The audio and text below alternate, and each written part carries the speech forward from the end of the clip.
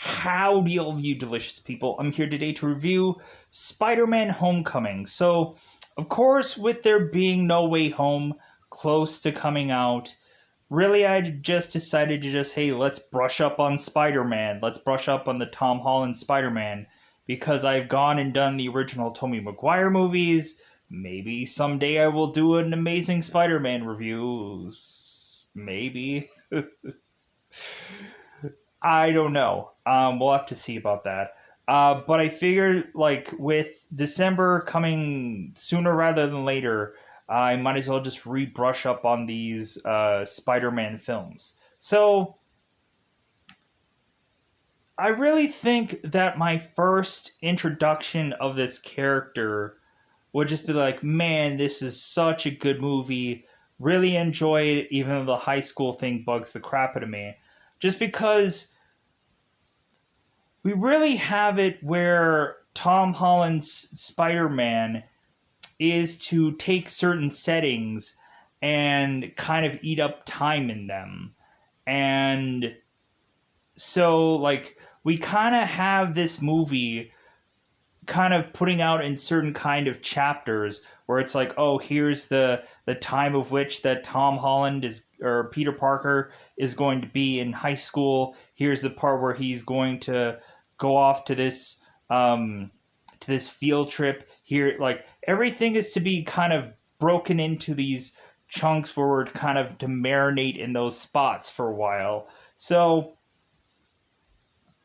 like, the very beginning of the film is helping us figure out what had all happened to Civil War if we didn't bother watching Civil War and came into this film still just going like, who the heck is this guy? Because there isn't much of an origin story in this movie, because they basically just said, oh yeah, just watch Captain America's Civil War, because that's his origin story, instead of it just being that Spider-Man Homecoming is to really be this character's origin story, because they couldn't have been bothered with telling an origin story for this character.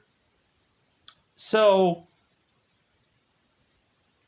like, my first viewing of this movie in theaters, like, if you were to have never seen this movie before and you went into it after watching Civil War, you would just be like, man, like, this is such a great movie, a very fun film, like, really, like, an interesting piece. And I think that I can still, in some way or another, feel that way. That this is still a fun movie, and whichever. Like, I don't have any kind of problems with the villain side of things.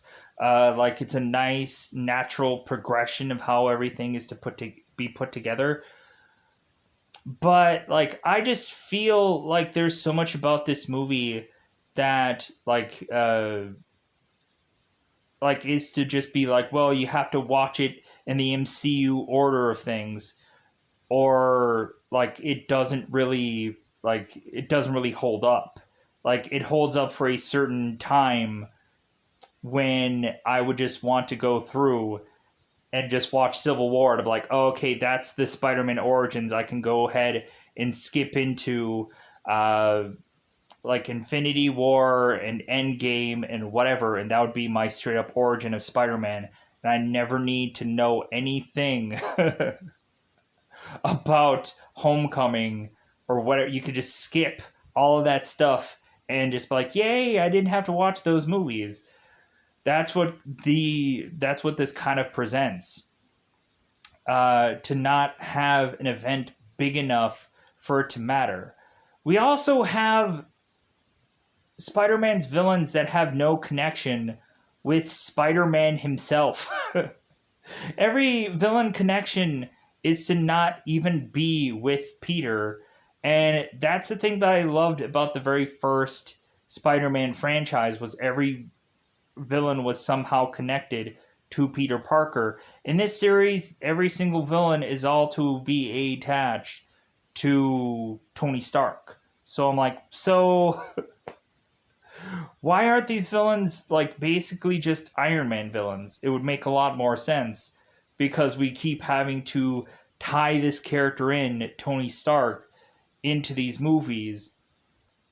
And so I would also like to think that in No Way Home, the villains still aren't going to be connected to Tom Holland's Spider-Man, and we're going to have to do this all over again, where it's just like another character that has no tie to this Sony'd Spider-Man, whatever, and we're just going to have to deal with it for another film.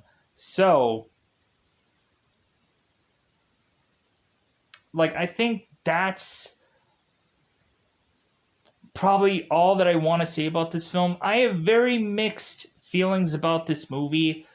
It feels like a movie that like is fun, but like it's not fun enough for me to consistently want to keep coming back to it.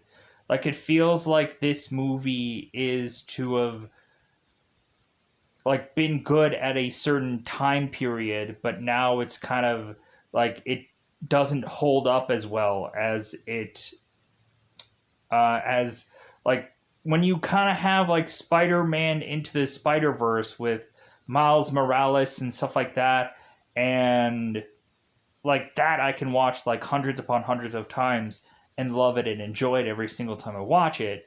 Like this movie like doesn't have like much replayability. Like it does like it's not like you would want to watch this hundreds of times, but I know there's some people that have.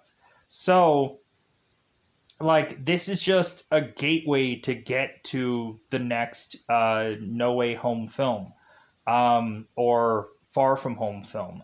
So with that said, let's just go like because there's a lot of characters that do a good performance here. Michael Keaton does a great performance as a Vulture, as Toomes. Uh, like Robert Downey Jr. does another great performance as Iron Man slash mentorish character.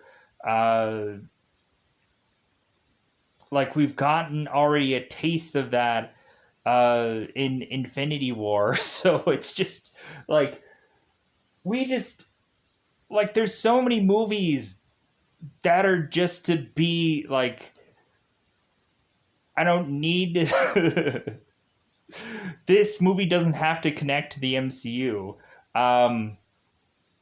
but it connects to the fact that I want to see like how all of this story all plays out.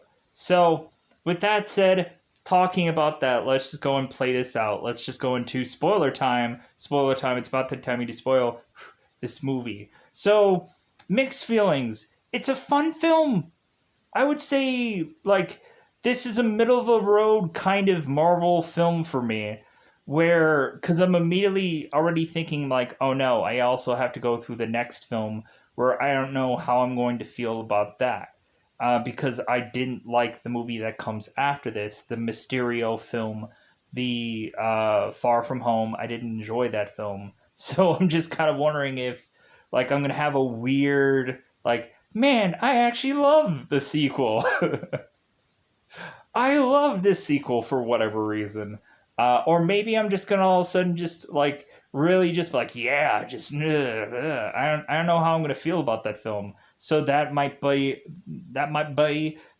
a much more interesting review to watch than possibly Homecoming. So because a lot of people probably have their consensus about this movie anyways, where they're like, yeah, I love this movie regardless, and that's okay because I can have mixed feelings about this because I've seen other Spider-Man films. I've seen all of them, and like at least we can say that Spider-Man Homecoming is a better film than any of that amazing stuff that they put out.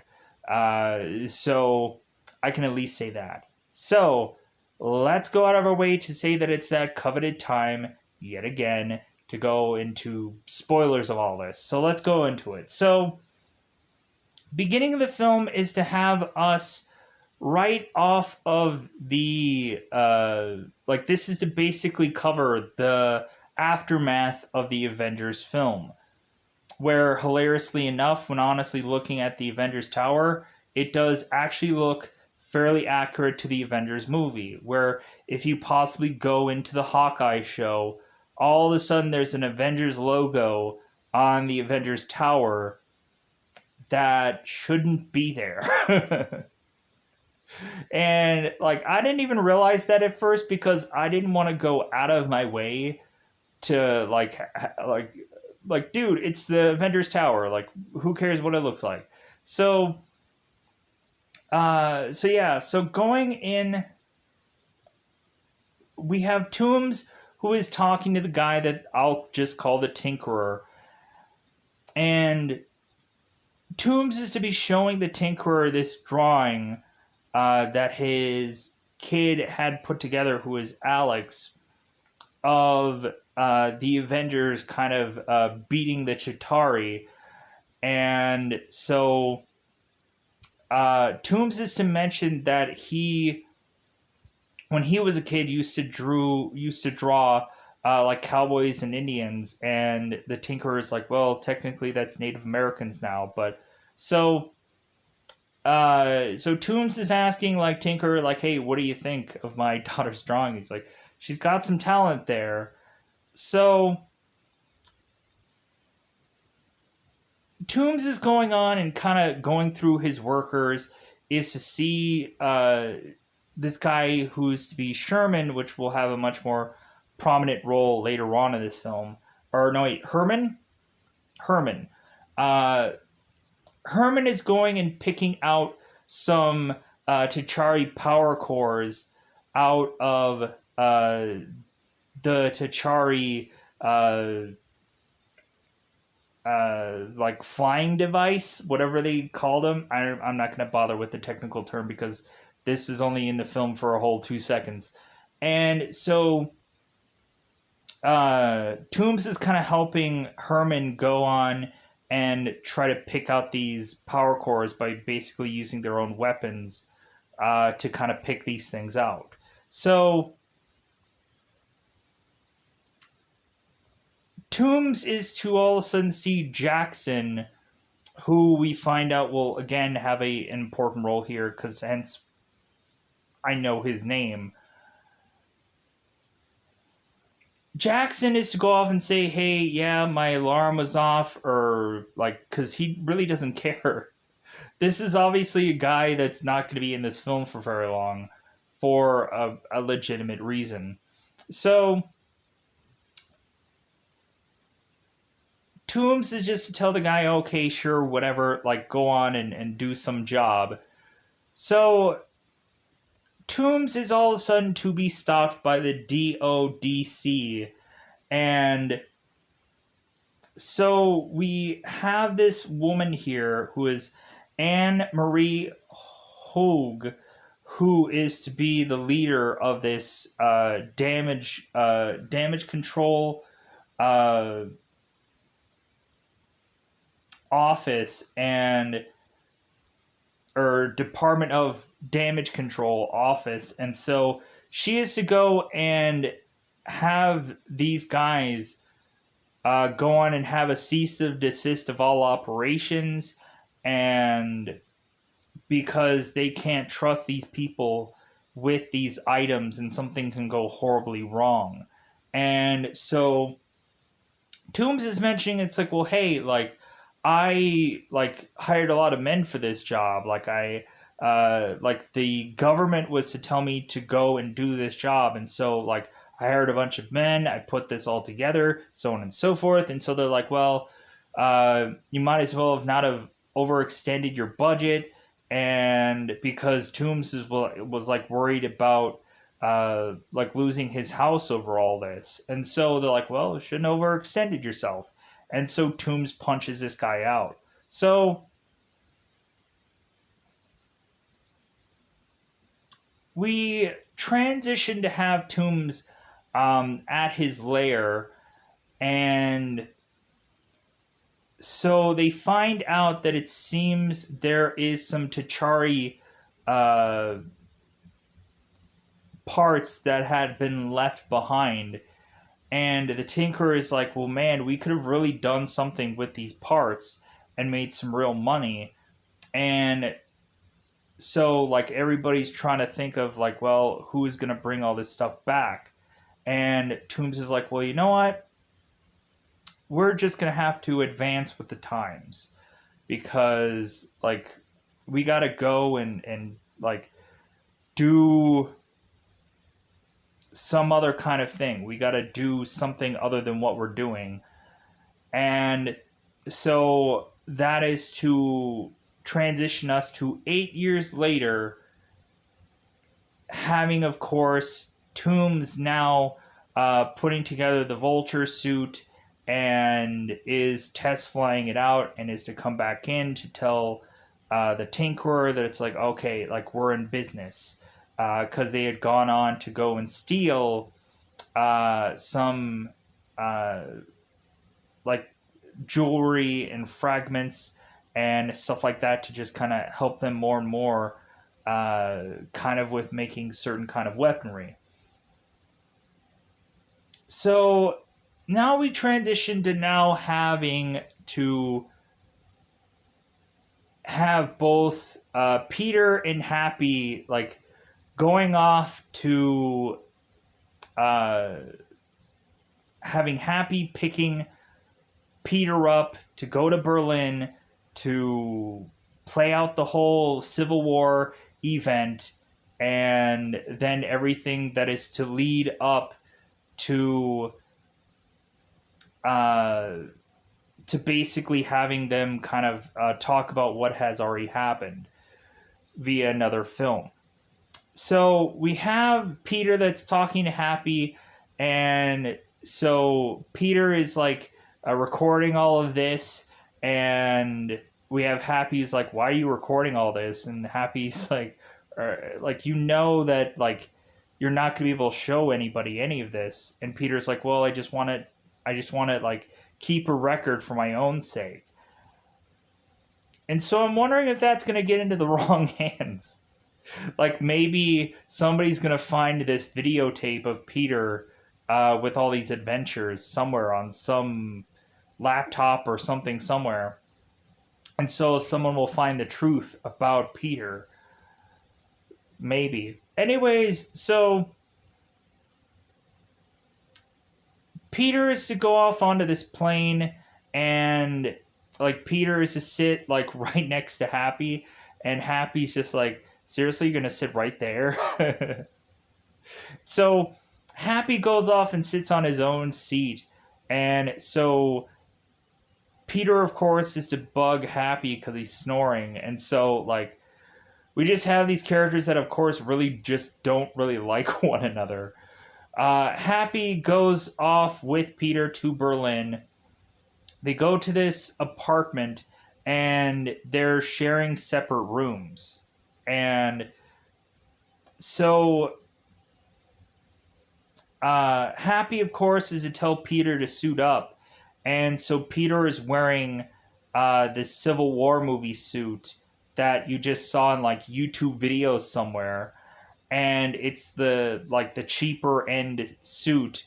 And so Happy has to showcase that Tony Stark had made improvements on Peter Parker's suit and gave him, of course, this suit we see here, which I'm really pleased by this suit, like, because basically, how could you not be? Like, it's like the straightforward, like, as per usual Spider-Man suit. But I think there is some good things they do here. We do have very much this Spider-Man suit pretty much being a Iron Man kind of suit.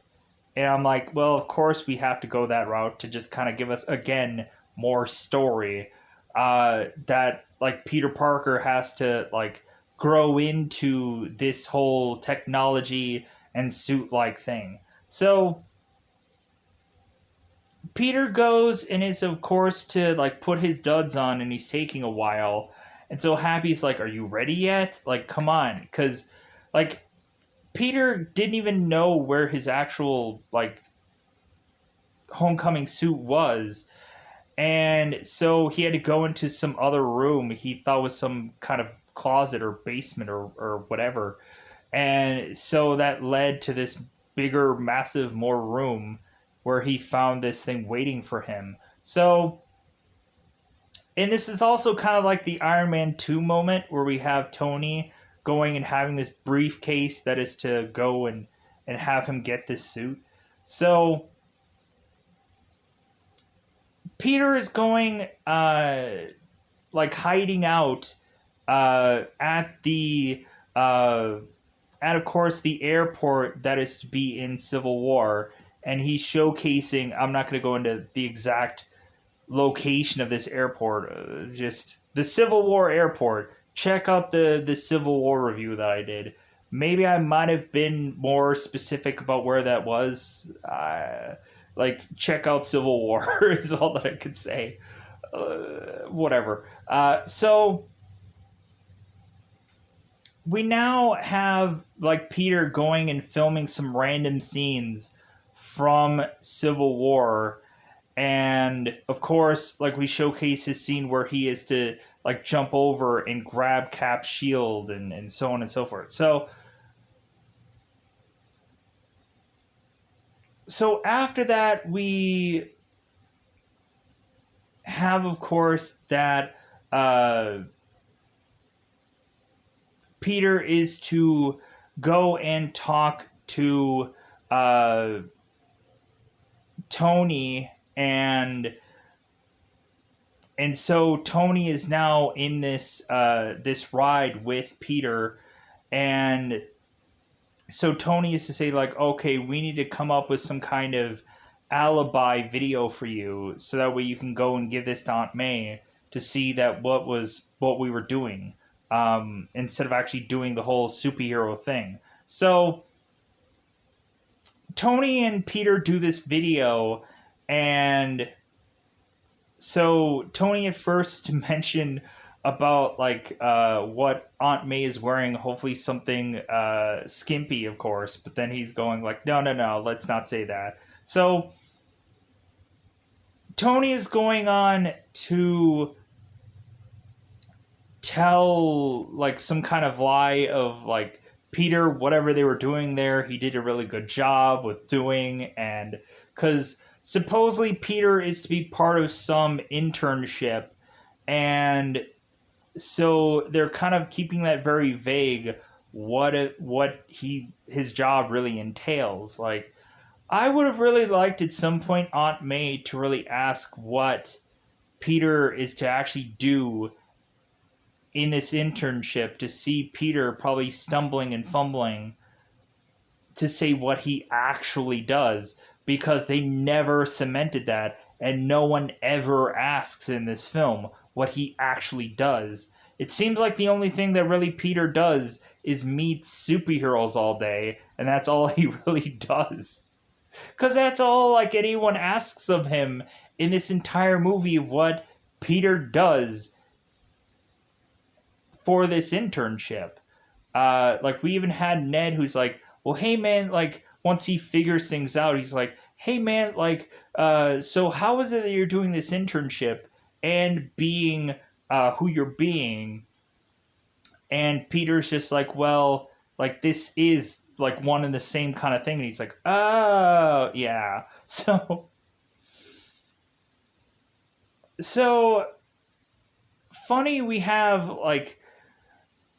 Tom Holland who's hugging Tony in this part of this movie, and Tony's like, no, we're not that close yet. Like, I'm just, like, helping you get out of this car. I'm helping you open the door.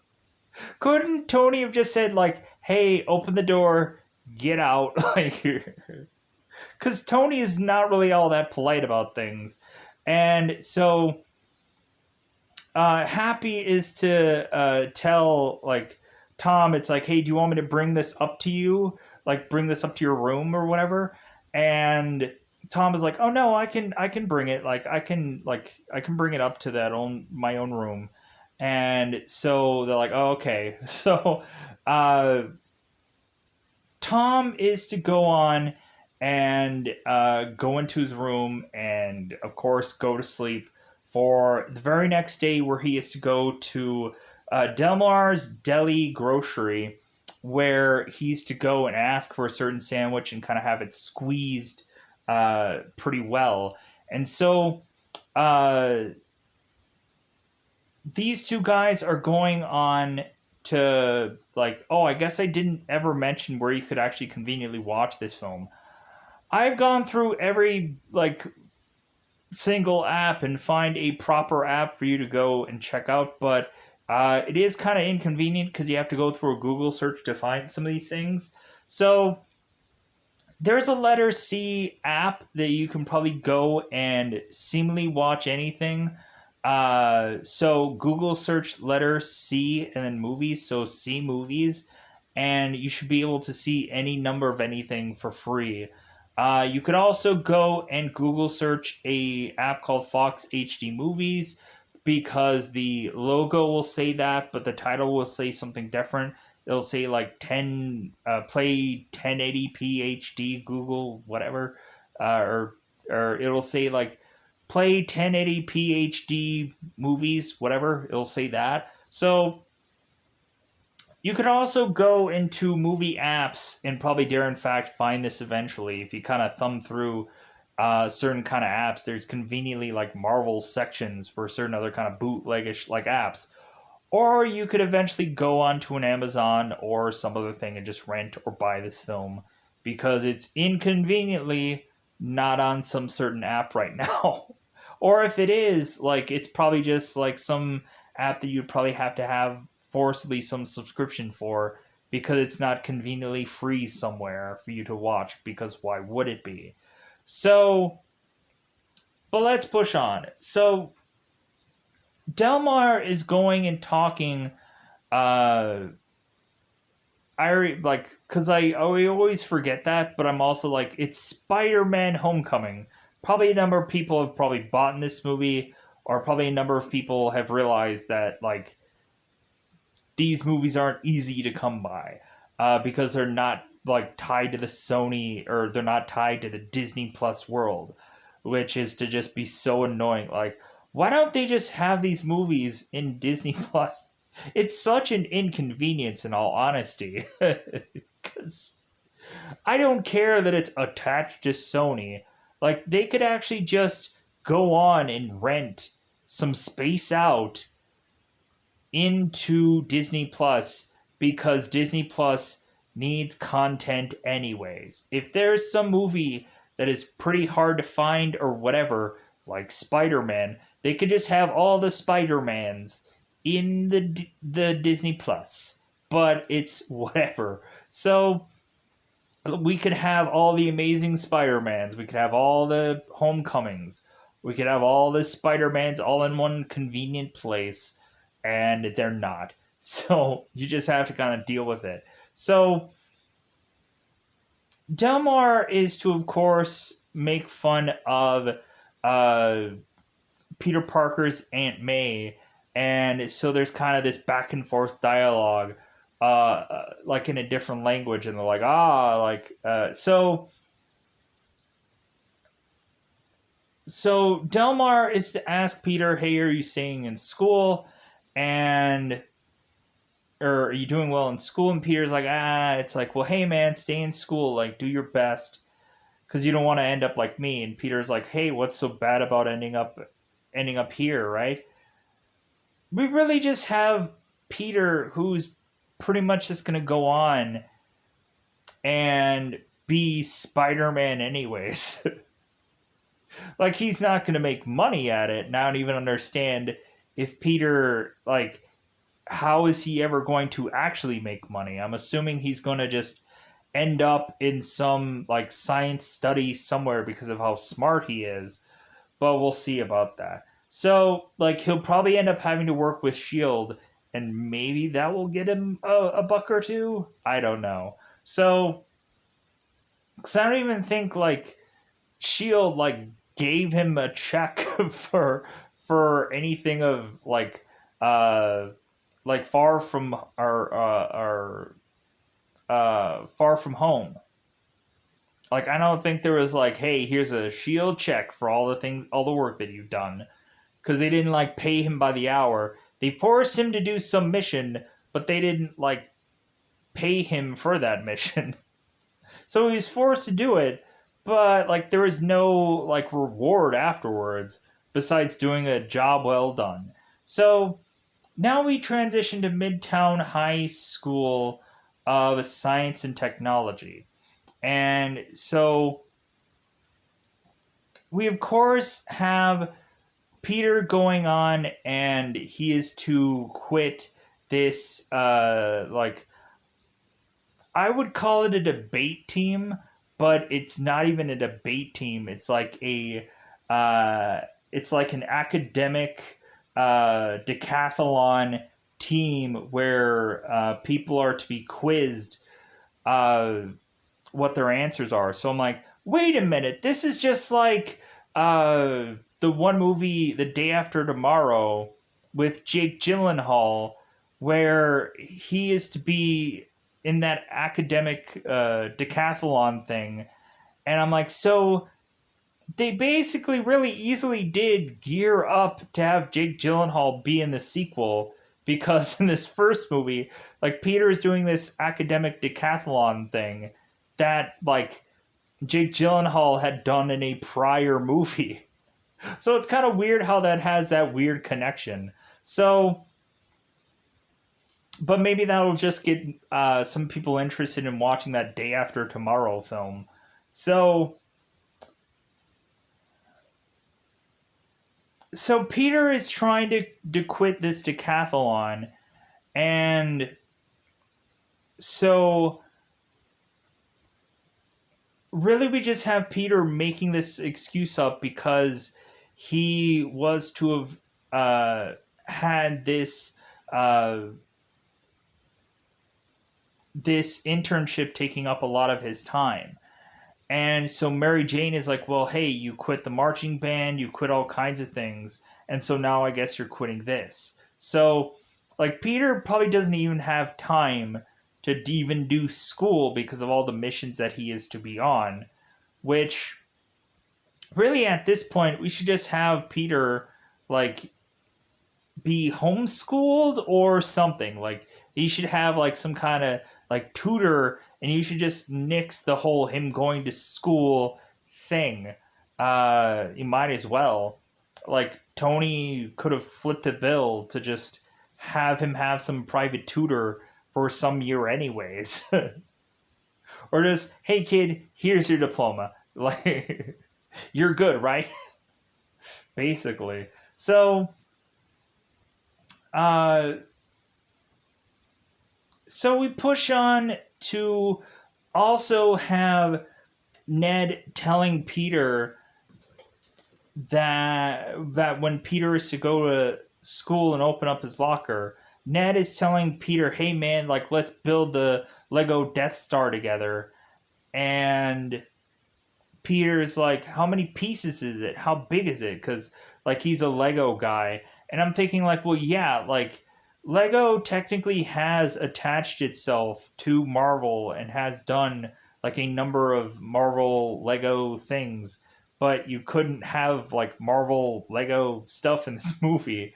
So they had to go with the next best thing, which is Star Wars, which is technically a Disney thing anyways. So like yeah, they did something smart here. So now Peter is to, of course, go off and put on his Spider-Man duds and is to go and supposedly fight crime. And the whole entire time, he's documenting every single thing that he's doing to Happy, where Peter is to go off and web up some bike thief, and he is to go off and think that someone is robbing this car, which he isn't. Like, it's actually just this guy getting into his own car. And so all the neighbors are just like, ah, rah, rah, like, hey, like, what is this guy doing? What's going on here? And all of a sudden, Stan Lee is to appear in a cameo, and we're like, yeah, Stan Lee. Like, I wonder what eventually they're going to, like, we have that, like, that continuous thought process of like, what are they gonna do in the future? Like, how are they gonna tie Stan Lee into the future of these films? Because of course, like, we would like to see what they're going to do next here. So Peter is to go on and try to do all these tasks, but they're to be the really small rung of crime. And plus also, like, we really just have Happy who's to tell Peter, it's like, well, yeah, like, be it a very like small, like, do like very small like things of crime. And also, like, Happy doesn't want an update from Peter. Like, when uh Peter is to call Happy, like, Happy's like, hey man, like that's great and all, but like, removing all of Tony's stuff from uh the Avengers Tower to the new Avengers compound, and like, I don't have time to talk to you and deal with your like, so it's kind of funny because like both the Avengers Tower and the Avengers compound, like, I don't even think is going to be a legitimate thing. Like, it's not going to be a thing anymore uh because really of Avengers for the Stark Tower, and now also like the Avengers compound is tied into Endgame, and the fate of that compound is to tie into that movie, where it's just like, okay, are they just gonna um, like rebuild that whole thing? Let's just say. Uh, Tune into Endgame to figure out.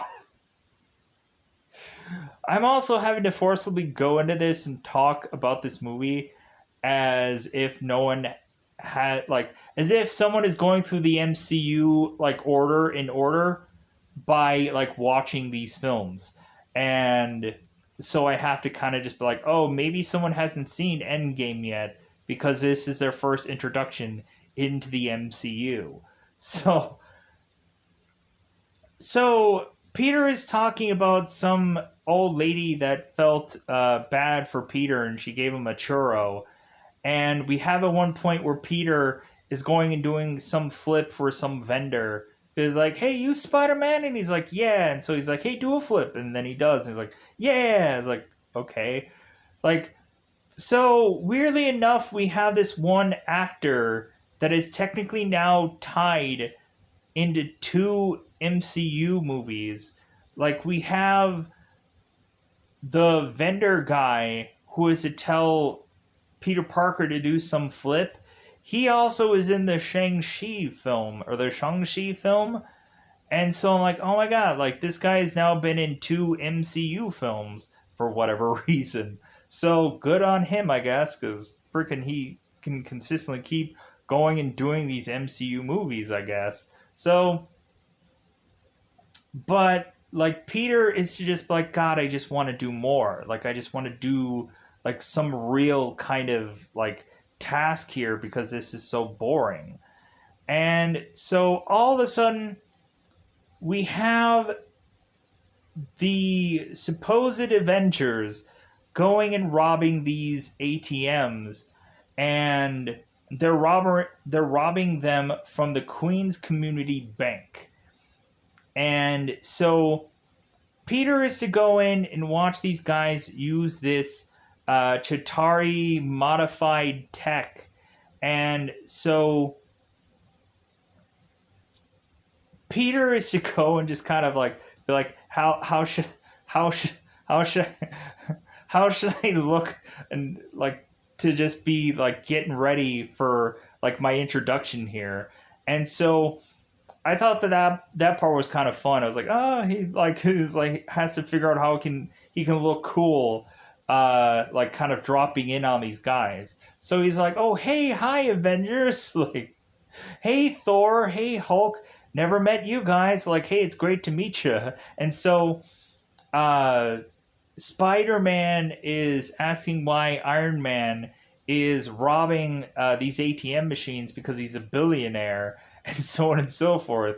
And so, like, really just making a joke out of, like, these guys wearing these Avengers masks. So we have the Captain America robber who is to use one of the Chitauri like weapons that all of a sudden is to control Spider-Man and is to kind of like drop him. And so all of a sudden the weapon is to eventually malfunction and is to blast through a big chunk of Delmar's deli. And I think Delmar was going on and trying to call the police, telling them about Spider-Man going and fighting out the Avengers at this bank. And so Peter now goes off to try and find out if Delmar is okay, and it seems that everyone is okay, but then like the building kind of just like is in shambles. So after this whole event, we have Peter, who is to like feel that he is to kind of tell either Happy or Tony about this tech kind of stuff, and they're not even listening. They don't even care. And supposedly Tony is supposedly to care about it, that he is to like read all these notes and to know all the things that Tom has mentioned or whatever, and without really Peter knowing about it. So Peter goes back home, and his bag that he webbed off to the side is now gone. So now Peter has to go back home in his Spider-Man duds, and he is to try to web his door to close his door so Aunt May doesn't see Peter in his Spider-Man getup. And all of a sudden he turns around to see Ned right there with the whole like Death Star Lego thing all set up. And now Ned is like, oh my god, and he drops the whole like Death Star thing, and then Aunt May comes in and is like, hey, like, what was that sound? It's like, oh, like Ned just dropped something. They're like, oh, okay. So like Aunt May is like Peter, you should put on some clothes. Because he's like walking around with just boxers on because he was trying to like get out of his Spider-Man suit. So now Ned had figured out that Peter Parker is Spider-Man, and I actually like how they do the reveals to certain characters because it's such an easy like thing to have it just be that like Peter would consistently accidentally have everyone find out that he is Spider-Man. And you would think that we would just have nosy people in our lives that would just be like, well, Peter, what are you doing? Like, what are you doing? Like, you would just consistently have people always asking you, hey, what are you doing? If it's something as simple as, like, going and just getting something to drink or finding some food in the refrigerator. So you would think someone would easily find out that Peter Parker is Spider-Man because you would just have people that just want to know what people are doing. So now we push on and have Aunt May having some time with Peter, and they're going to some restaurant that is to, of course, be a Thai restaurant where they are to be serving a thing called larb. And evidently larb is to be some Thai dish that is to be an actual food, which I'm like, okay, that's surprising. I thought that was something that you just like made up at random, like a weird, goofy kind of meal that no one would actually really eat. And so I guess it has something to do. It's like a papaya salad and like sticky rice is to be what it is. And so evidently this is to be Peter's favorite meal is larb. And so Aunt May is to tell Peter, hey, I larb you. And so all of a sudden, the guy is to bring them their food. And then Peter is like, well, that guy probably larbs you. And so all of a sudden, we see on the news Spider-Man like going and like basically the whole robbery thing. And so Aunt May is to tell Peter, it's like, well, hey, if you ever see something like that, you just run. Like, you don't try and be a hero, you just run from that. To just say that, like, yeah, like, tell the kid who basically stopped those people to, like, run away from it instead. Because I guess you can't really protect yourself in that whole scenario because you're just not this superpowered people or superpowered person that Peter actually is. So now we have Peter going back into school where we have I think Coach Wilson, who is going and showcasing these people a tape. And I think this is, I think this is right around when they are in this like kind of PE class. And so Captain America is on this tape, as well as I think there was also some video of like the school going and doing this video talking about. No, wait, that's after the Washington Monument thing. So we'll get to there. Like I'm thinking that there's a lot more like student videos, or there's somewhere early in this movie where we have a student video from this school because of Far From Home. So so Captain America is to go and do this video, and it's kind of funny because we have the coach who's to mention how, like, I don't even know why we're watching this video now, because technically Captain America is a war criminal, and but like, hey, this is just an outdated thing and we might as well just showcase this. So Peter is going on and doing all these like stretching techniques and all this kind of stuff. Like, we have these kids that are wearing these like sweatpants and like sweat kind of just gear, and I'm like, I'm sorry, but like, I know my like high school would just have like these like short sleeve shirts and like shorts, and like that was the outfit that you had to wear like every day for gym.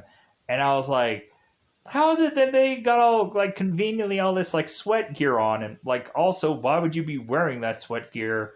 Because you're gonna be dying. But whatever. So like, I guess they just needed to come up with like the easiest thing to just like, well, like let's just wear these like sweat clothes so that way we can have like something to sell later or something.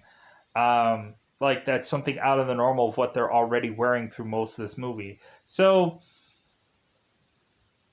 all of a sudden we have Peter and Ned hearing off in the distance Liz and a couple of other students talking about who they would marry, kill, or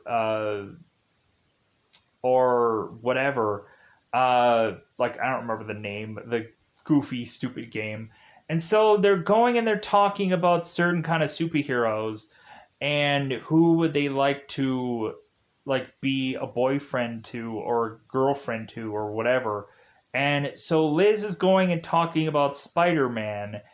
And so she's like, yeah, I think I like Spider-Man. Like, I think he's pretty interesting. I'm like, this just kind of reminds me of the Kick-Ass movie where we have uh like the one girl who's the superhero's girlfriend, where she's like, yeah, I like that guy, I like that superhero, and so on and so forth. So like, it kind of feels like the same thing where when Dave Lazuski reveals who he is, then she's like, oh my god, like she's frightful, of course, at it at first, but then she like is like, man, like, I love that he revealed the secret to me.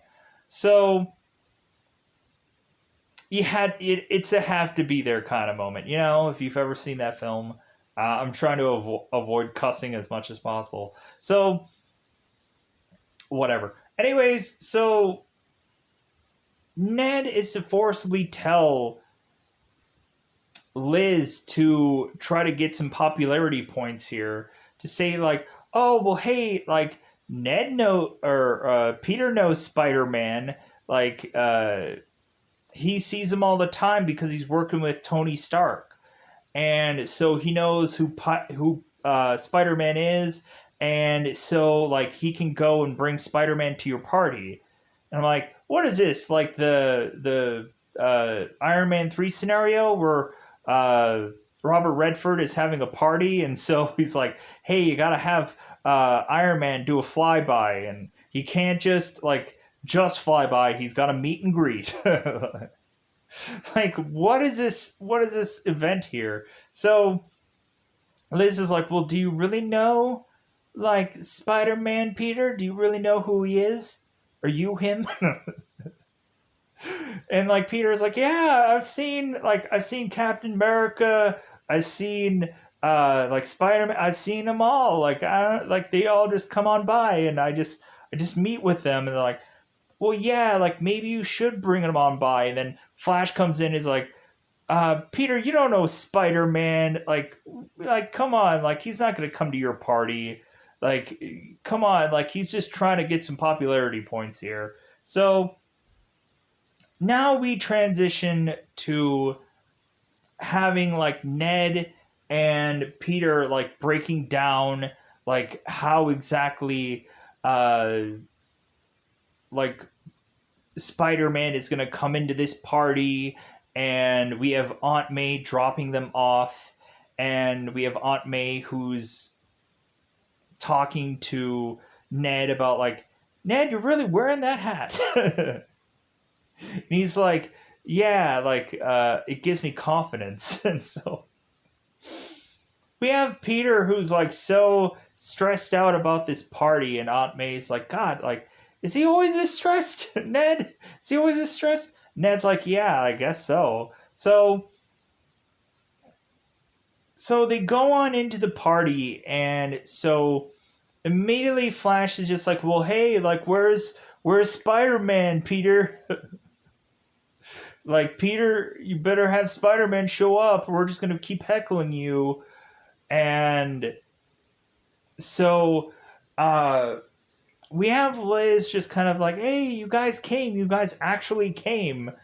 And the funny thing about this is we have Peter going into this party, but he doesn't go in there for long because he's switching into his Spider-Man gear, trying to come up with some kind of lingo that he can come into this party with.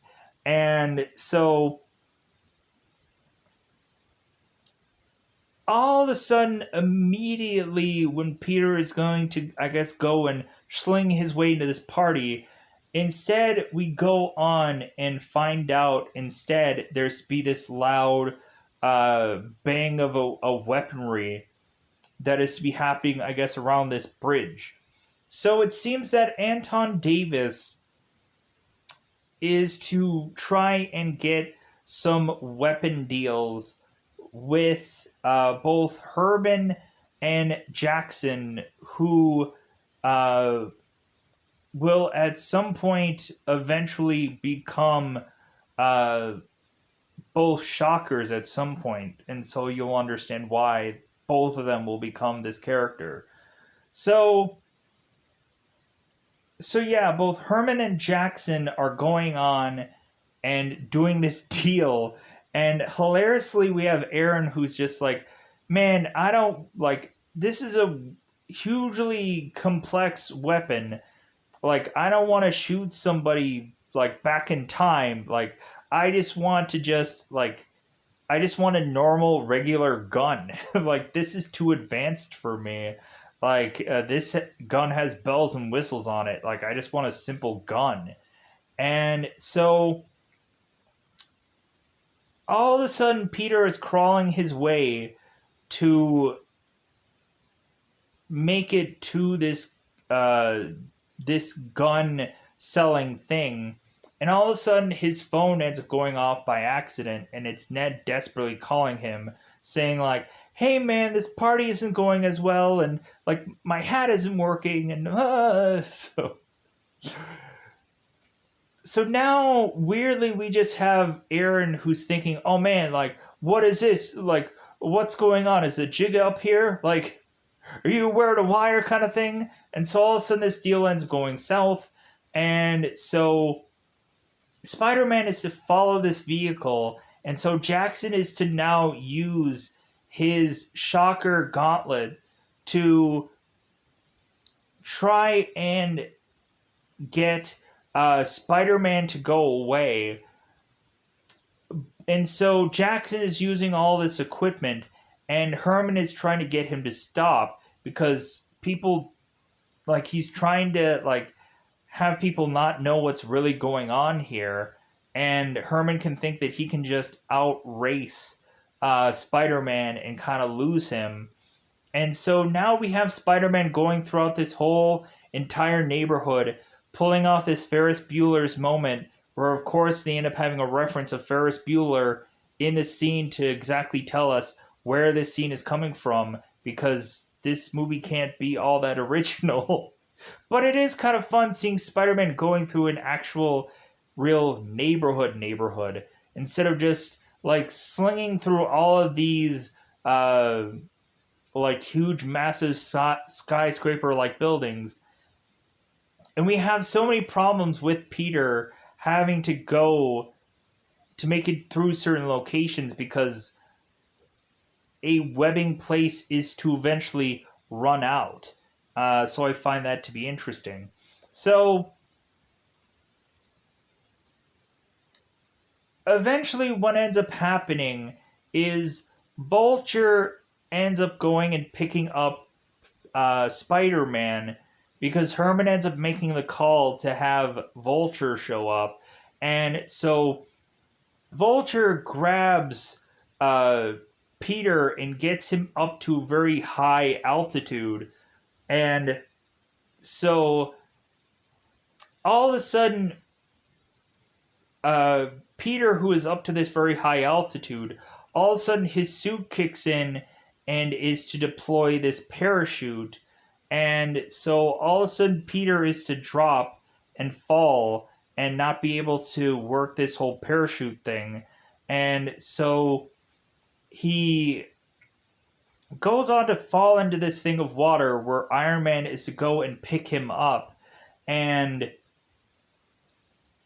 is to basically tell him that he isn't even like there with him. He is actually off to some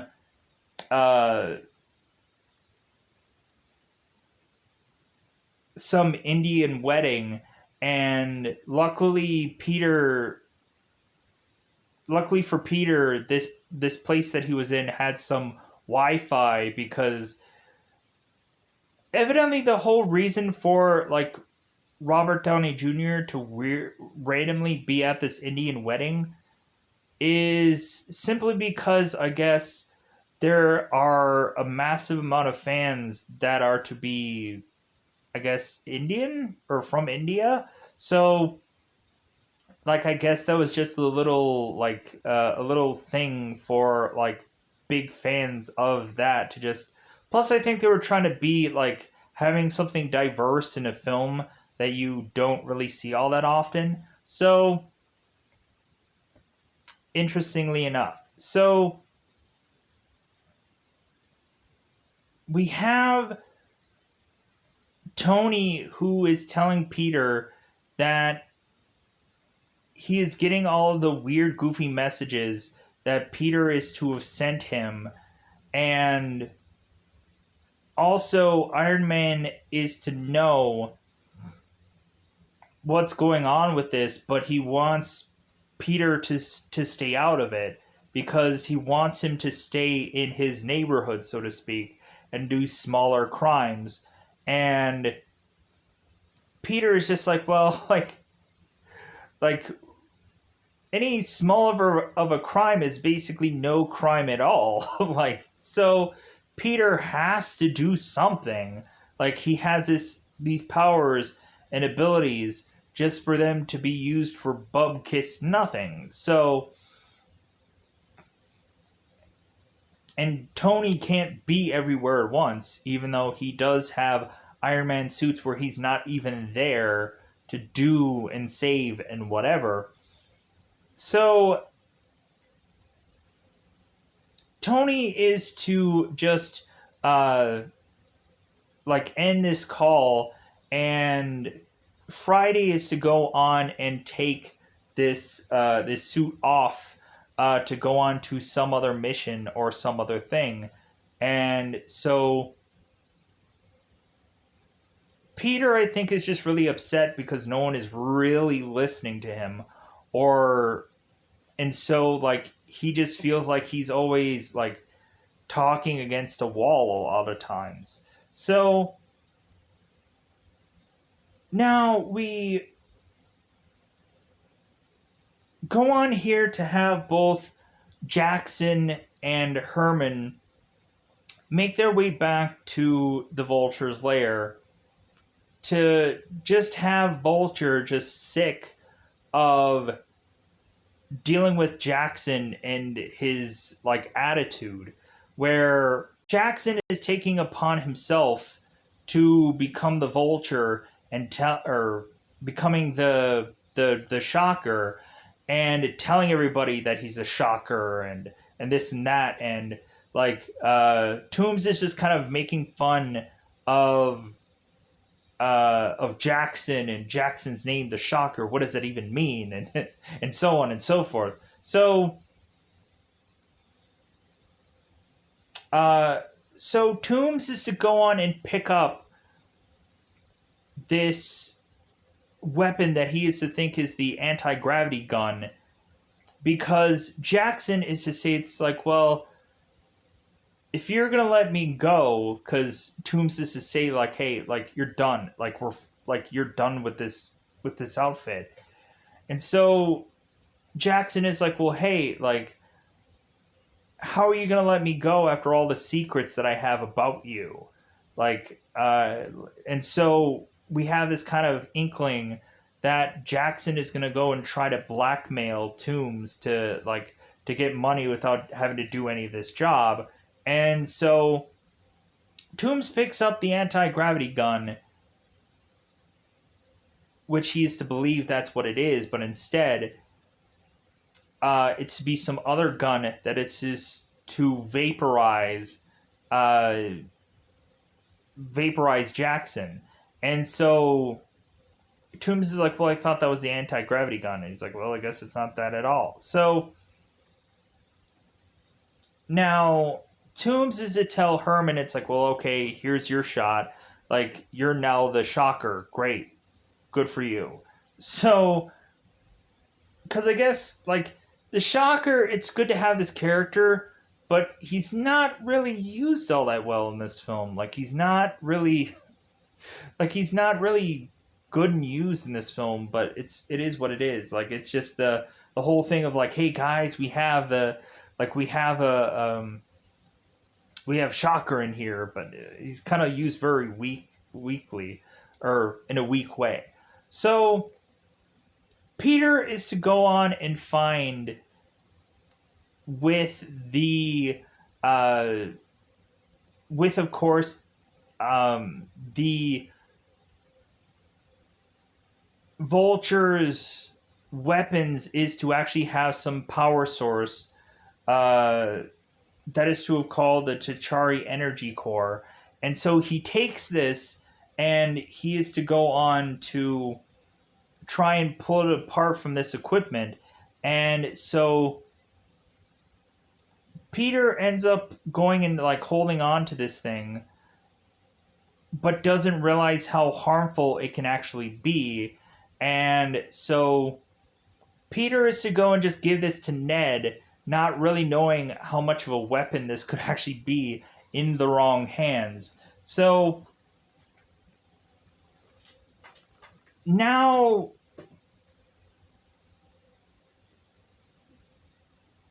when Peter is to go on and play with this this energy core in this school, we find out that Herman and some other guy had went back into this school to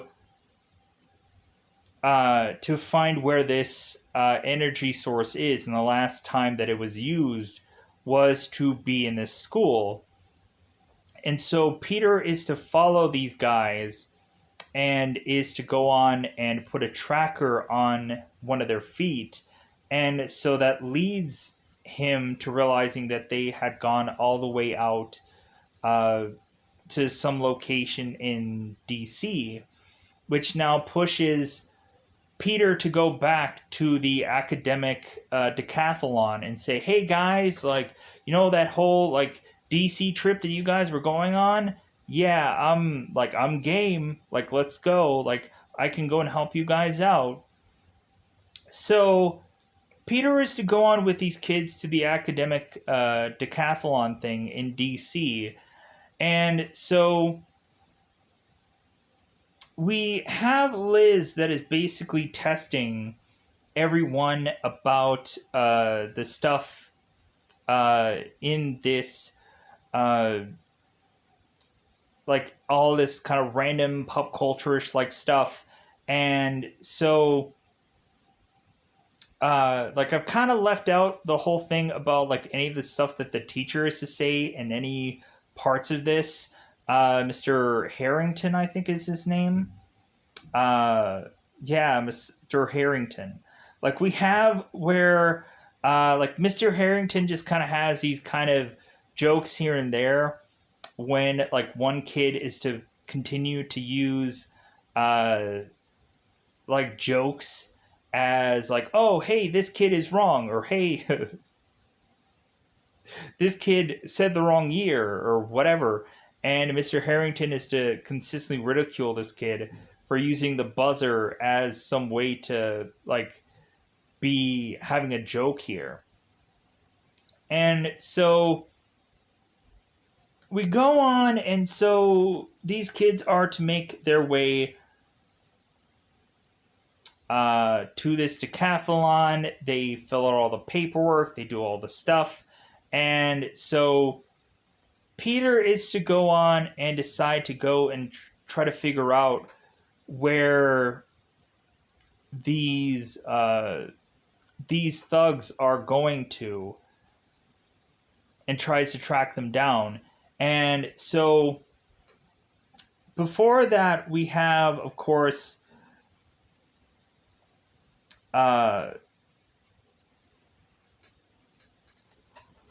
Peter going and wanting Ned to take the tracker off of the Spider-Man suit because Happy had called Peter and is asking him, it's like, well, hey, like, where are you going? It looks like you're heading out of state to DC. What are you doing there?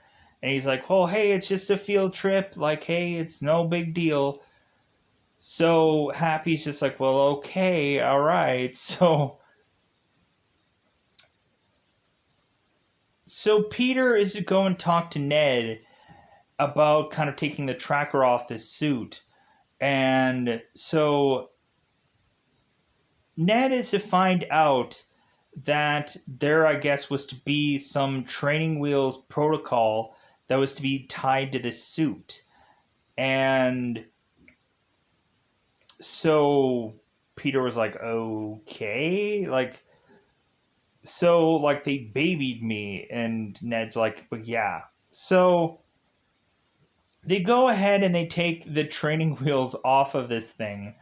And so now all of a sudden, when Peter is to turn this suit on, there is to be a voice talking to him like a Friday, but this is to be its own thing. And so Peter is to consistently call her Suit Lady because he doesn't know what else to call her. But then I think they come up with the name Karen later on. So Peter is to go on and leave, and leave the hotel that they're in, and so Liz is to bump into Peter out of his Spider-Man suit. He's wearing like a hoodie and whatever, and Liz is to mention that the kids are going on and doing this whole morale thing where they're all going to go into this pool, and so Peter should come. And so Peter goes off and looks as everybody's having a good time and everybody's playing in this pool. And Peter is thinking about this could have been a prime opportunity for Peter to get closer to Liz. And he can't do this because he is to have gone all the way here really just to do this mission. So Peter is to go off into this abandoned gas station, and so Peter is to go on and put this suit on, and now there's Karen inside his head speaking to him. And so Peter, of course, is seeing the van that he had Karen's suit lady track this down, and so he finds them at some kind of rando gas station, and he's just like, man, I wish I could hear what they're saying, and then he can. And so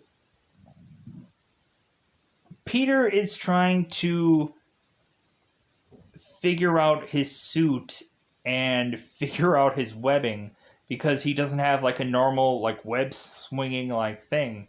All of a sudden now he has all these different kinds of webbing because he has set up like all certain kind of webbing for certain kind of situations. I'm like, so they didn't really even like set that up in the second movie where he is to say what kind of webbing he is to need for certain kind of situations. It just happens. And so I guess like it just goes off of instinct that like now Peter is to just be asking or like having these certain things being done without him actually saying it. So Peter is to go on and follow these guys doing this crime, and it leads him to having Toombs going into this semi using this matter phase shifter thing to go into this semi. And so Peter is to go on and is to try to stop Vulture.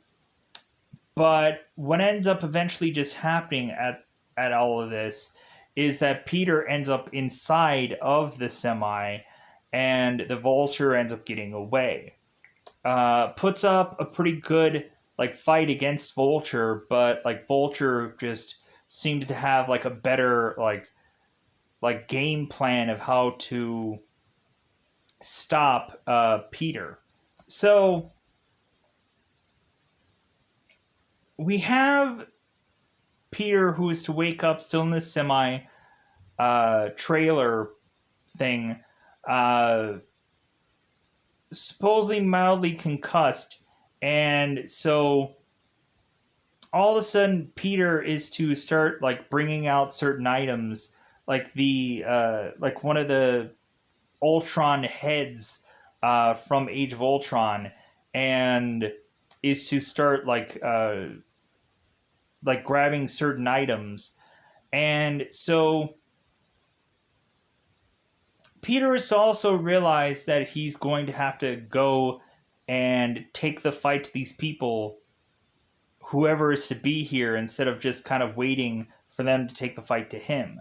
So Peter is to break through this container to find that he is in the damage control deep store vault, where he's going to have to wait a while for anyone to come down here and to let him get out of this vault.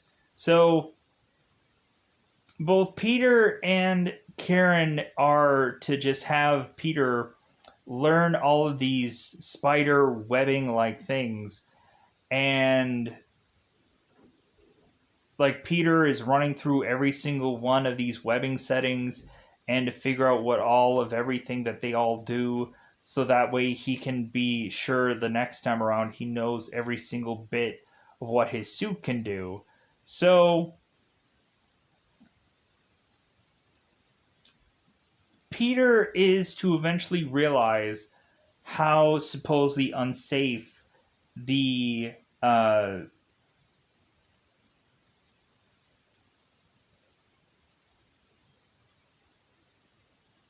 that the actual the Chitauri power core thing is. And so Peter is to now say, it's like, well, hey, like, Ned has one of these things, and he's kind of going through any number of things that could probably go on and detonate this thing. Because Karen is to tell Peter that one of these cores is to basically be the equivalent of a bomb. So Peter is to go on and now have to frantically, like, figure his way out of this vault to get out of here. And they magically figure out the combination of this vault for him to get out. And so he crazily webs his way out of this vault to make his way to, of course, the Washington Monument, because the kids have gone on to go and do this academic decathlon, had beat everybody, won the big award, the big trophy, and since that's now all gone and done with, they're basically now heading to the Washington Monument. And so MJ or Michelle is not wanting to go into this environment because, like, she just doesn't want to have a reminder of something of her ancestors past. So they go on into this monument, and so Ned is going through this x-ray machine, like he's trying to go and call Ned to say what he has is unsafe. And so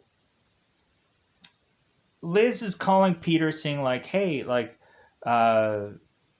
where were you? And so on and so forth. You're being a very unreliable guy, Peter, and so on and so forth. So they go on to this Washington Monument, and I wouldn't think that the Washington Monument has an elevator, but evidently it does for whatever reason. And, like, I wouldn't even think that this, like, Washington Monument would even have a actual, like, building setup thing inside of it. Like, because I'm just thinking of, like, any number of, like, kind of government buildings that, like, wouldn't have you easily be able to go through every part of some kind of monument or whatever. But I guess there's a elevator here, weirdly. So maybe there was probably a number of things that were just put here just for the sake of this movie, but weren't actually to be a thing for the Washington Monument for whatever reason. Or maybe there is something that is to actually be accurate about a lot of this. I don't know. It is what it is. So now Peter is to, of course, have himself going and racing up the Washington Monument, as MJ is to basically point out where her other students are. So Peter races up the monument because he is to, of course, know what's going on, because he is to be told by Karen what's actually going on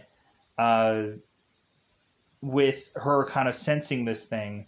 And also Peter is to also have them send a reconnaissance drone to kind of check things out also. So Peter's to have to go and break his way through this one window, and he's having difficulty doing it because he doesn't have the quickness enough And so all of a sudden, this helicopter is to arrive on this building with these people. And so Peter is to now use this helicopter to now bust through this glass to save all these people from this elevator, because this core had gone off and now had caused this elevator to almost at some point drop here. So Peter is using his webbing, of course, to stop this elevator from falling.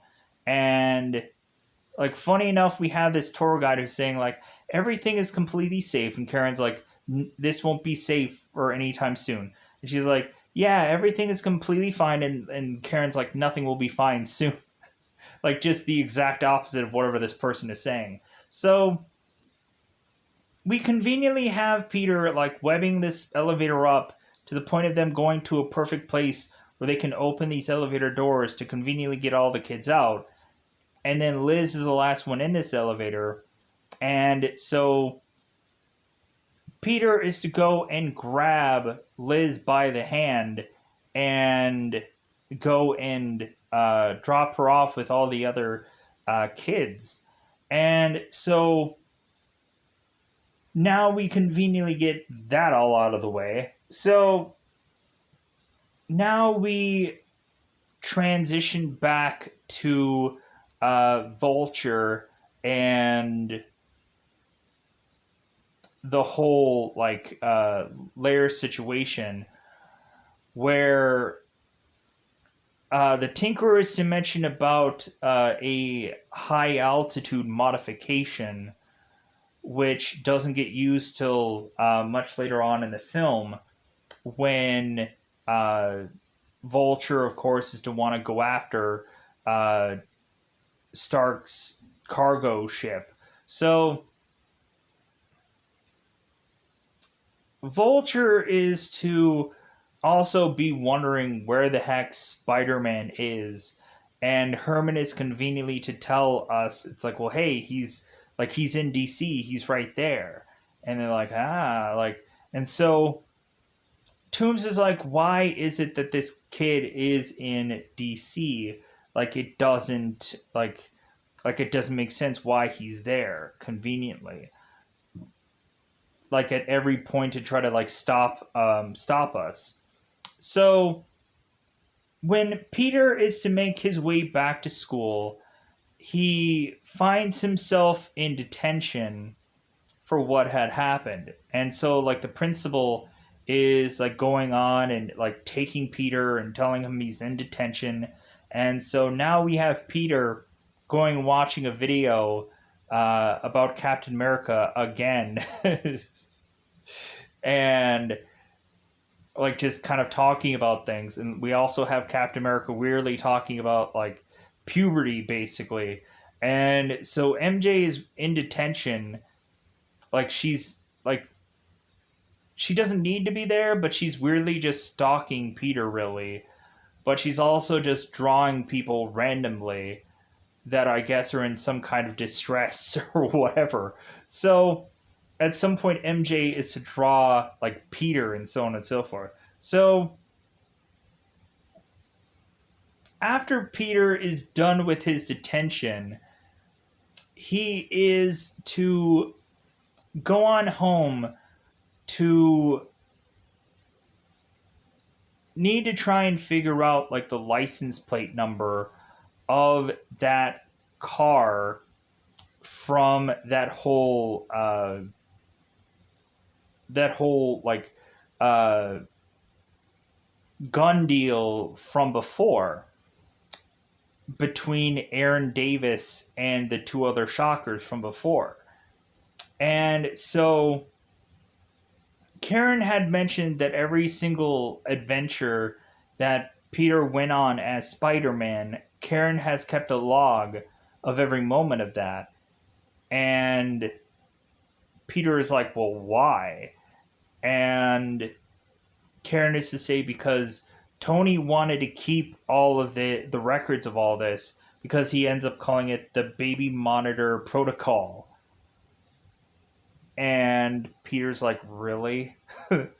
But it actually does come into good use, because they go on and find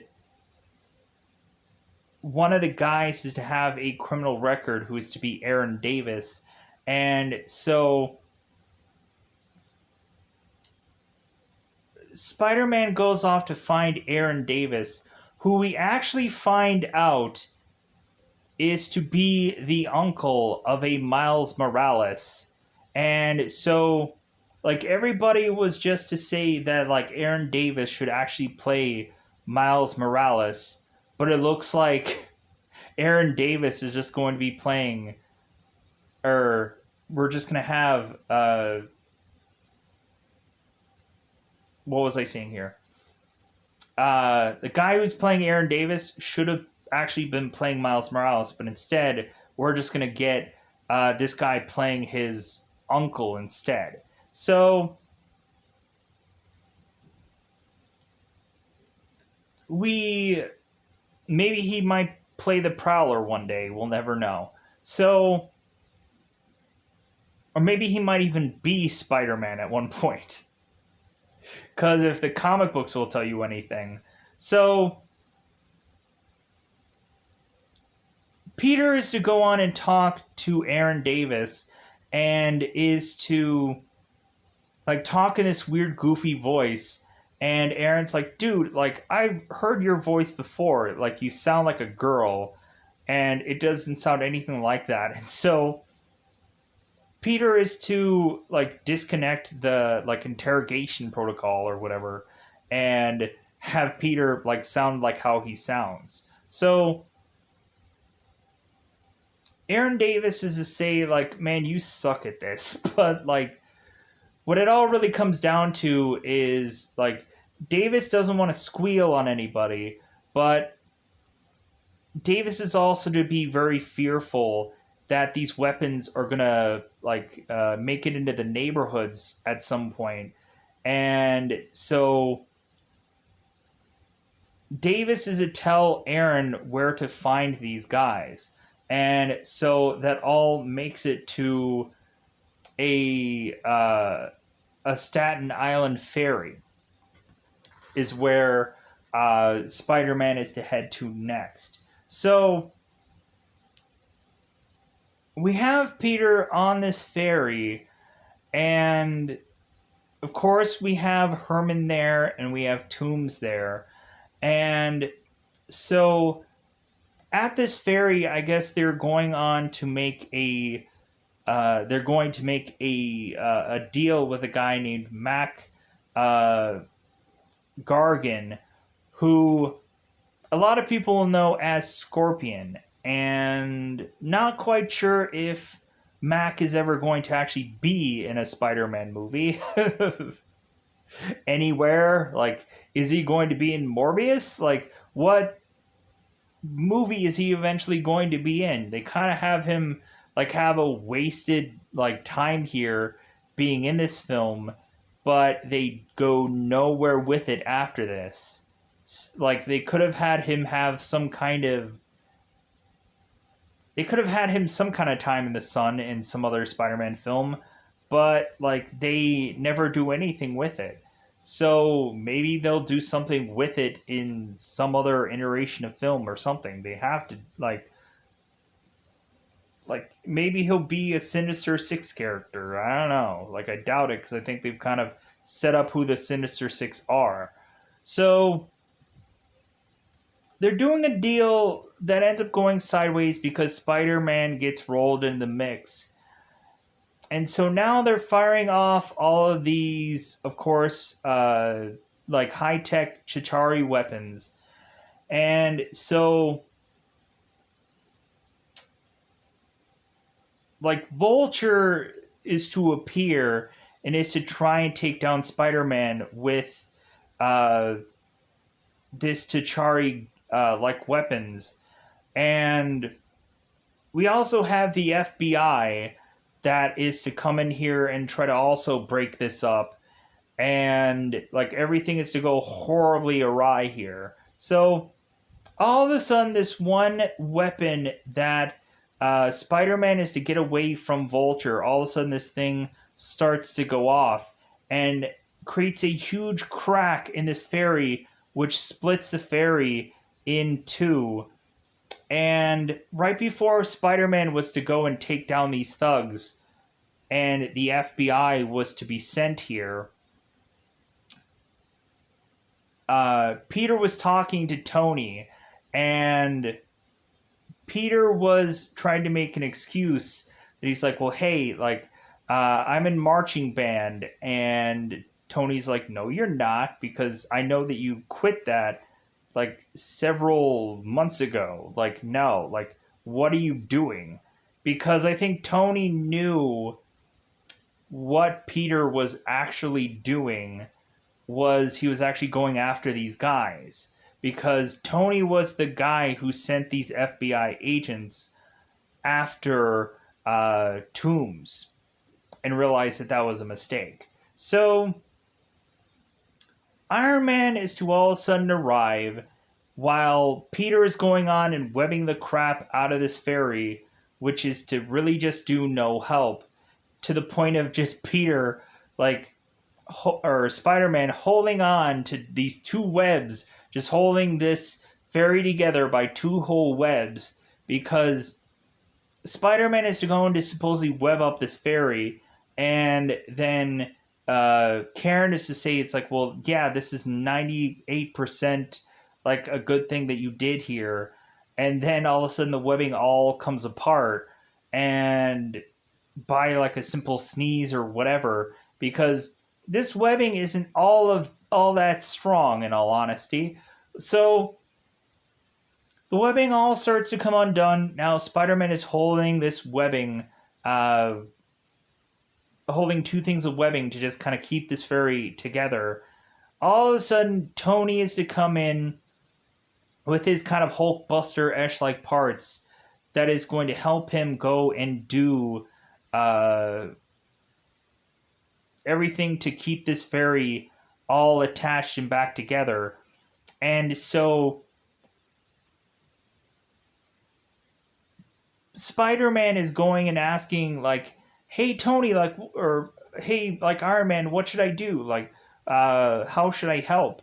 And Tony's just like, you've done enough. And so he goes off and is, of course, to leave, like, Peter to realize that he had failed here.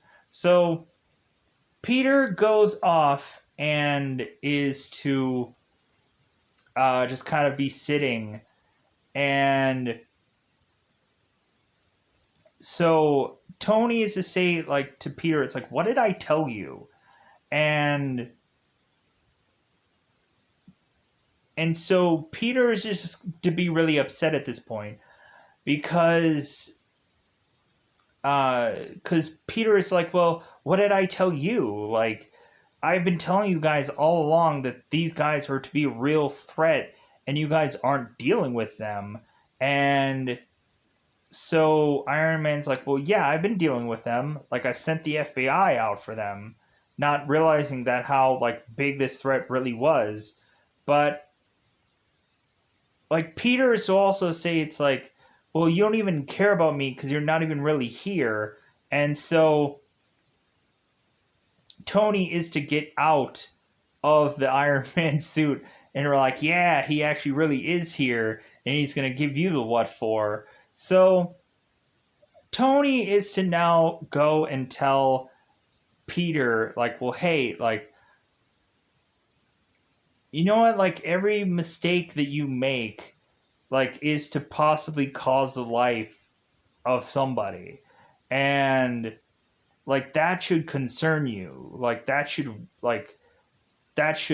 worry you, so on and so forth. Every life that you end up accidentally taking, like that whole fairy thing, could have caused a number of people to die, and that should have been on you. And so Tony is to say here, which kind of echoes when we get into Infinity War, like, Tony is to also say here, and it's like, well, what if you get in over your head and then you die? Like, your death has to forcibly be on me, because I'm the one that is mentoring you and had you become this Spider-Man. And so Tony's like, well, like I just think that you need to get rid of this suit. Like you don't need like I'm gonna take this suit away from you. And Peter's just like, well, I need the suit. Like it's like I'm nothing without this suit. And so Tony's just like, well, if that's true, if you're nothing without the suit, then you don't need the suit. And then Tony is starting to realize that he sounds like his father, and so Peter is to now say, it's like, well, hey, I didn't bring like an extra change of clothes, and so like where am I going to go to get another set of clothes now? And so Tony's like, well, we'll figure something out. And so Peter is to come back to Aunt May's now wearing this like I've survived New York and all I got is this t-shirt kind of thing. So Aunt May is to mention that she had called like 5 police precincts to try to figure out where Peter was, and like she's talking like she's a really just scared aunt and so on and so forth about Peter and so on and so forth. So Peter has already had a really bad day, and so Aunt May just kind of on him and on him and on him is just kind of like, God, like just give me a break. So Peter then goes to the principal's office because Peter even walked away from detention, and so he ended up having to talk to the principal about that. So Peter is to go and bump into Liz, and so Peter, of course, is to ask Liz if she wants to go to this dance. And Liz is like, sure, I'll go to the dance with you. So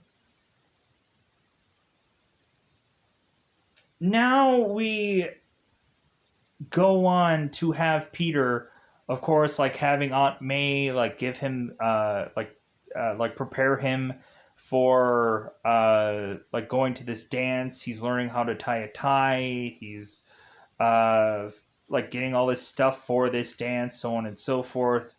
These brooches and all this kind of other stuff. So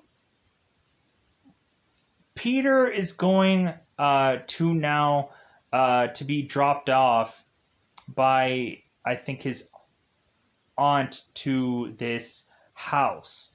So Peter is to come to this home and find that Toombs is to actually be Liz's father, and he's like, ah.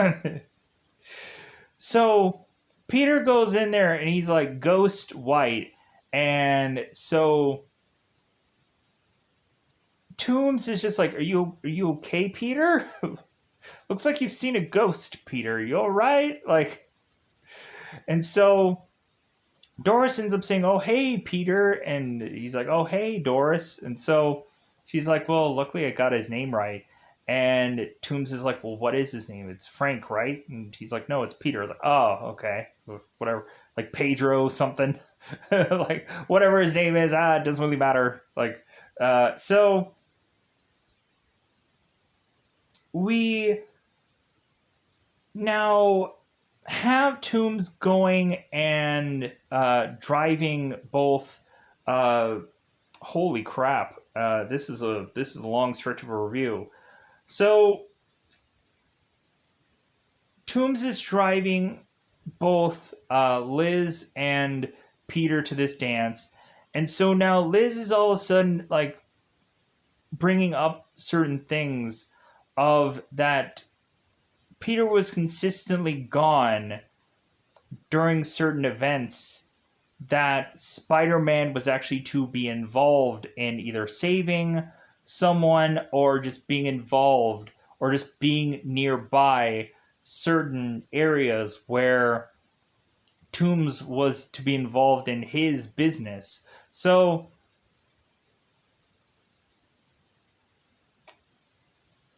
Toomes is to easily find out that Peter Parker is Spider-Man, and then Toomes is to just go and talk to Peter about it and let Liz kind of go off to the dance. And so Toomes is to say, well, hey, since you saved my daughter in that whole elevator thing, like, I'll let you live. And you can go off and you can, you can go and, like, uh, go on this dance and give my daughter a good time, but maybe not too good of a time. And so, like, but you just don't mess with my business. Like, you kind of, like, luckily she doesn't know you're Spider-Man. You keep things close to the vest, so do I. And so, like, we'll just kind of keep this what it is. So, like, but if you try anything, things will happen. So Spider-Man is to decide, or Peter is to leave this dance after going in and then telling Liz, like, you know what, I have to go. I have to leave. So Peter is to, of course, change into the Spider-Man outfit. And then Shocker is to go on and beat Spider-Man up by these buses. And so Peter is to, of course, instead of having this homecoming suit, he is now back to the much more homemade suit. And so, like, his web shooters are just to be like these weird attachment things onto his wrist. And so Peter is to not have his web shooters on him because, like, he drops them. And so Peter has to come up with a way to try to beat Shocker without using his web shooter. So all of a sudden we have Ned, who is to web shoot this Shocker-like character and take him down. And so now we end up having it where Spider-Man is going and stealing, of course, Flash's car to go and figure out where Toomes is, to go and meet Toomes at his lair. And so Toomes Vulture and Spider-Man are to now have this talk about Vulture, like, having Spider-Man mess up his business yet again. So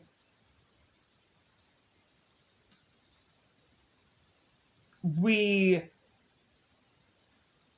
really just have Vulture kind of saying, like, a bunch of dialogue just to kind of prepare his his equipment to go and try to take out Spider-Man by breaking down all of these columns. And so Vulture is to just kind of make all this kind of like small talk and so on and so forth. And so what ends up happening is Peter is to have this building fall on top of him, while Vulture and his new and improved equipment is to now go off to try and steal this Stark cargo plane, to try and steal some unique gadgets that Happy had put all into this plane, like Thor's magic belt or a prototype Captain America shield, so on and so forth. So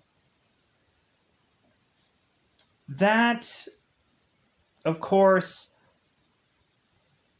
has Peter now having to, like, muscle his way to trying to realize that he needs to rely on himself, and he needs to go and find this inner strength to lift this chunks of building from off of him so he can escape from this building and make his way to where, of course, Toomes is now going, which, of course, is to be this ship, or this plane, I mean. So we have Peter, who, of course, is to make it to this plane, and like Vulture is to easily make his way through this using the same thing that he used on that semi. And so Vulture is going through and trying to find all this equipment, going through Iron Man helmets and so on and so forth, seeing what exactly he can use next. So Peter is doing everything that he can to figure out some way to thwart this plan. And so what Peter just comes up with is just to kind of kick like Vulture's like equipment off of the part of this plane. And so that all of a sudden creates it to where now like everything is getting kind of like sucked out of this plane, and Vulture's like, God, this kid again. So Vulture tries to go on and use his equipment to try and stop Peter, but all this really ends up doing is just causes this plane to eventually crash, because Toomes was going on and trying to change the autopilot thing of this plane and creating some other drone that is to seemingly be some weird decoy. And that's how like Toomes is to find out that Peter is to be here outside of the plane. So we get to where this plane is to forcibly crash into a beach in Coney Island. And so we have, of course, these two characters fighting it out. But eventually what Toomes is to desperately try to do is he is to, of course, try and grab one of these crates, and Peter is to start to realize that the Vulture's equipment is starting to malfunction and is going to eventually explode. And so Peter is to go and save Vulture before his equipment explodes. And so both of them are kind of just flopped onto this ground, and like so basically they're both just kind of done. We just have Vulture being webbed up and happy is to eventually find this like this ship and find all this stuff and find, hey, the Vulture guy with another note that Peter had left. So now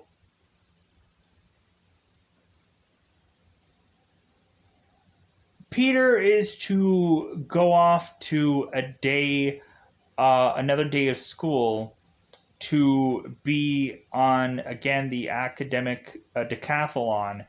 And so before Peter is to go to that, he is to go and talk to Liz. And Liz is to mention that her father is now going through some trial, and that Toomes doesn't want his daughter and his wife to be in town when this trial is to happen, so they're going to move somewhere. And so it's like, okay. So, like, I guess, like, Liz and Peter never really got the chance to, like, have this relationship. And so, like, they weren't really destined to have this relationship anyways, because, like, it's kind of weird how, like, we don't seem to have a Spider-Man movie where it quickly goes into the kind of normal, like, Spider-Man possible relationship, or we don't even have Peter really having a real, like, dating relationship with much of any girl at all in this film, because there's not that kind of time. So Peter then goes off to his academic decathlon to find out that they need to have a new uh, team leader here. And so they end up going with Michelle, and Michelle's like, oh, they call me MJ. It's like, isn't MJ's name like Mary Jane? Why is it all of a sudden it's Michelle? Like, are they gonna have to like play around with those names now? Like, I think it was probably like them trying to come up with some convenient way to like have people not realize that this was Mary Jane the whole time. But it's whatever. Like, once we kind of get into the second movie, they I think they try to like dye her hair red or some goofy thing to just make MJ much more of a like a real prominent person coming from this character. Like, it feels like they didn't know what to really do with this character, but they just eventually made it into this MJ character. Just seems so forced. Like, they're just like, well, hey, like, we have to still play with this whole like Spider-Man world. It just seems so weird. But it is what it is. So after Peter is to go on and like kind of deal with the academic decathlon, he is to go into a bathroom to find Happy mentioning like, well, hey, uh, like I really appreciate what you had done, and all of a sudden we hear this kasploosh, and then somebody comes out of the bathroom, and like Happy's like, you really saved my bacon, and uh, so we have Peter who is to ask well, like, so what's next? And so like Happy's just like, well, like you're gonna have to go and talk to Tony because he also wants to thank you. So Peter's like, well, is he here? Is he in a stall somewhere? And Happy's like, no, of course no. Like, he's off in the new like Avengers facility that I'm gonna go and bring you to. So now we go on and take Peter to the Avengers compound that we see in other MCU like films like the Ant-Man, or also most of the Avengers movies at some point, like Endgames and other kind of things. Anything after possibly uh, anything after probably Civil War, like has that kind of compound used. So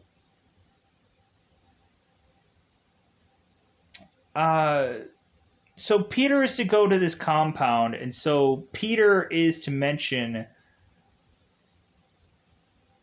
or Tony is to mention to Peter, it's like, well, hey, like, you know what, like, you really screwed the pooch on this one, but like pretty much after that, like you went on and actually took care of the babies that happened afterwards, and like you like did all this like weird analogy stuff that now I'm regretting, and so on and so forth. So Tony is to now set up to Peter, hey, like, you know what, like, you finally earned your stripes of being an Avenger, so how about we now seal this deal by giving you an even much more upgraded Spider-Man suit, and so like you can like be like working for me full time. We can have you go and share a room next to Vision, and like, yeah, like you can go on and like be a real legitimate Avenger. And so Peter's just like, no, I don't want it. And so Tony's like, are you sure? And he's like, I'm sure I don't want it. And so he's like, okay. So Peter is to walk off feeling good about this decision. And so now Pepper Potts is to have all these news people here, and she's like, well, what story should we tell? And because there's a bunch of news here. And so Stark is just like, well, hey, like, we do have an engagement ring. And Pepper is just like, I think I have a better story to tell them than that. And so Tony is to have this ring and to go off and I guess proposed to Pepper. So like that was the big story they had there. So now we just have the whole like end credit scene of things. Or no, wait, we have well technically we have Peter going and putting on his Spider-Man suit, and he takes off his mask, and uh, Aunt May is to find out that Peter is Spider-Man, and she's like, "What?" And then that's how the movie goes off. So because Peter is to go and find a bag that says, "Hey, this is yours," and it's the other suit. So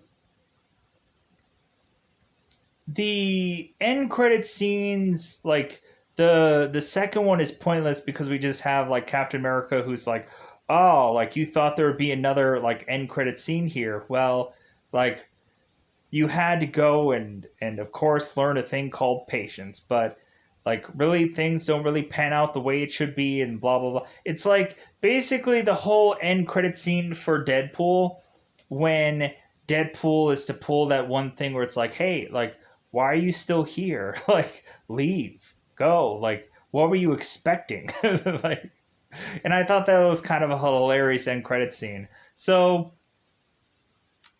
but yeah, so the only end credit scene is having Vulture now in prison, and so he meets up with Mac, and so Mac has gone on to do uh, some experiments and some enhancements and some other stuff, and so Mac is to say that all of this stuff was technically caused by Spider-Man, and this now all has to get corrected.